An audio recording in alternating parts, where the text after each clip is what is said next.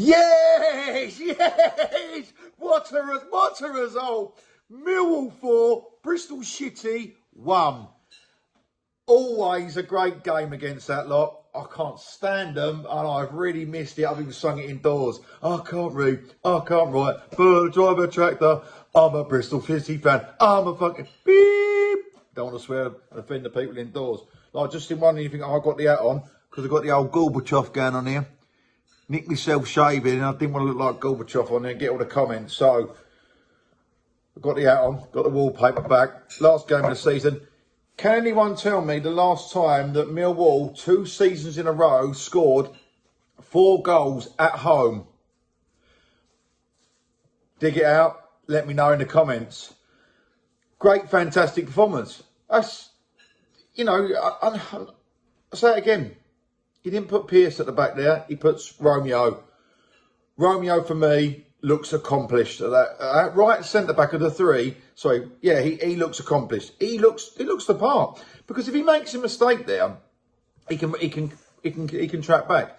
His distribution hasn't got to be what it has to be when he goes down the wing.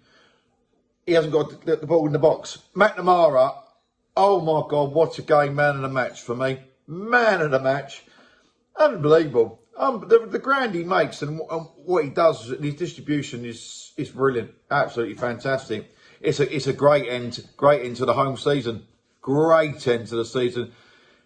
Muller come on with about 8 minutes to go, looked accomplished back there, looked solid, looked good.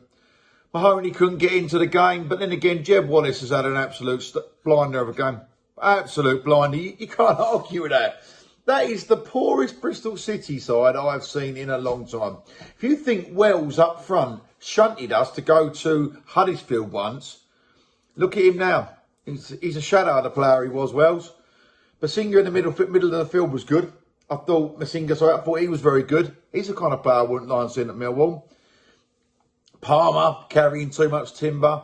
They were piss poor, City. Piss poor. No, if you think when we lost that lot 3-0 earlier in the season in the cup game, now we've beaten 4-1, is that a mark of how far we've come or how far they've fallen?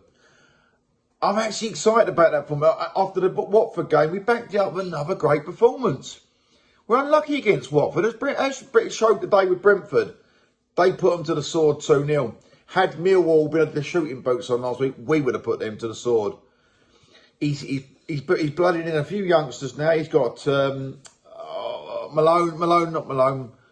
Mitchell. Mitchell's got his first goal with the club. Brilliant. What a goal. Look at the celebration. He runs over, does 3 press-ups. That's all he's got left in the locker after that goal.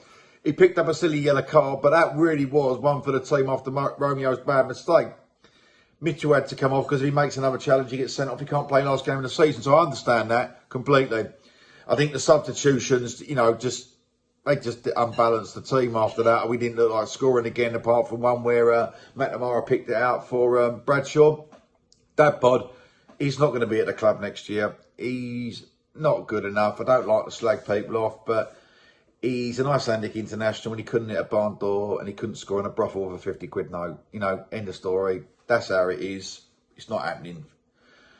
Malone was another sensational goal by Malone. What a finish. I love the way the hand was in the air as he hit it, because he knew where it was going. Straight in the back of the onion bag, off the post. Brilliant. Bennett had a much better game today for me. All-round game. I think with Bradshaw going through the middle, it gave him and Wallace a bit more freedom on each side of the 3. And I'm over the moon about it. The Indian's going to taste absolutely fantastic tonight because we beat Bristol Shitty 4-1 and I love it. Absolutely love it. And I think if we get someone like this Wykes up front or Mullins, we get one of these types of players, and if we get someone like a Bradley Dack, creative central midfielder pushing forward, I think we've got a good basis that we could challenge again top half, possibly top 6. That's my thoughts. If we don't strengthen up front, we'll be in the same position we are now. We could drop into the sort of middle of the bottom half of the table. That's the option. Bryson for me is brilliant. Belson, he's done a fantastic job. We just need a bit more money pumped in. I know he's put 60 million in out of his own skyrocket in there, but we need a bit more money to push into that top 6. because if we do get to the Premiership and we go up, we are secure for the next 20 years with Championship top half football at the very least. Until next week, and the Indians are going to taste brilliant, and the Wall Powers looking even better. Come on, you Lions!